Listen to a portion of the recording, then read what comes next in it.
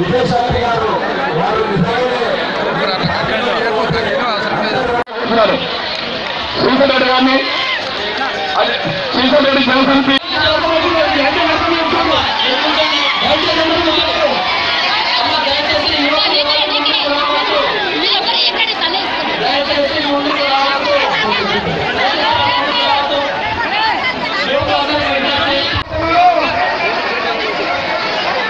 మన ప్రాంతానికి క్రియా ద్రోహం చేసిండు ప్రజా పాలన లక్ష్యంలో అందుకే ప్రజాపీఠ వైఖరి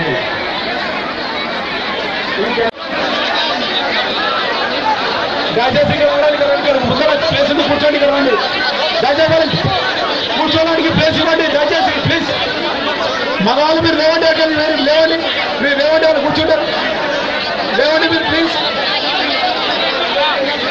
ప్రెస్ వాళ్ళకి రైట్ సైడ్ లో ఇవాళ ఇక్కడ నుంచి ఎమ్మెల్యేగా గెలిచి మంత్రి అయినటువంటి మహేందర్ రెడ్డి గారు ఆ రోజు కూడా ఎంత బలంగా రాలి మన ఉద్యమం చేసినప్పుడు మనకు అర్థంగా నిలబడ్డాయి మన మీద దాడి జరిపిన సందర్భాలు ఉన్నాయి చాలా మంది మీద కేసులు కూడా పెట్టించింది అటువంటి వ్యక్తి గెలిచి మంత్రి అయి ఇవాళ రాష్ట్రంలో వారు తన భూముల సమస్యలు పరిష్కరించుకున్నాడని కానీ తాండూరు ప్రజల సమస్యలను మాత్రం పరిష్కరించలేకపోయారు.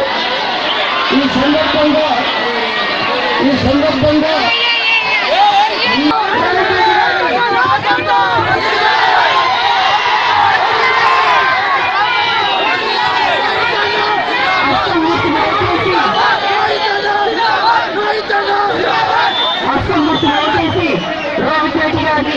అత్యధిక మెజారిటీతో గెలిపించాల్సిన బాధ్యత ప్రతి ఒక్క ఉద్యమంలో పాల్పంచుకున్నారు, కష్టాలు పడ్డారు. అలాంటి బిడ్డలకి ఏం చేశారు? యువకులకి ఇంటికి ఉద్యోగం కల్పిస్తానన్నారు. ఎవరైనా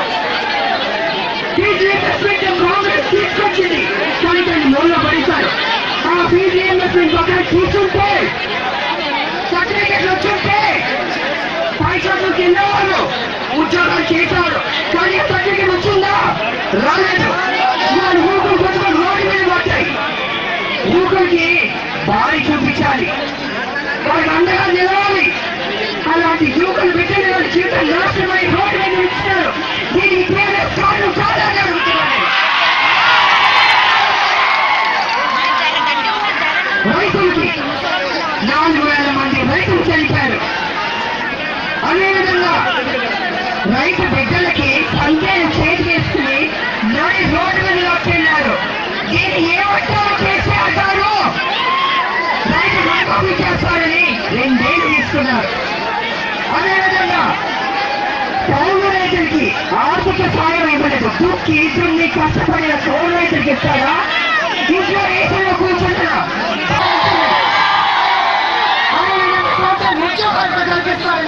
తెలియజేసుకుంటారు. రైతులకి 2 లక్షల రుణమాఫీ ఒకే జరిగిపోతుంది.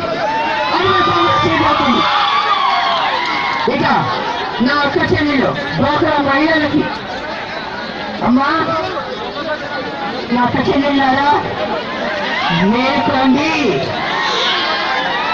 మన ఆడలకు సగం తొక్కండి, కాంగ్రెస్ గెలిపించండి.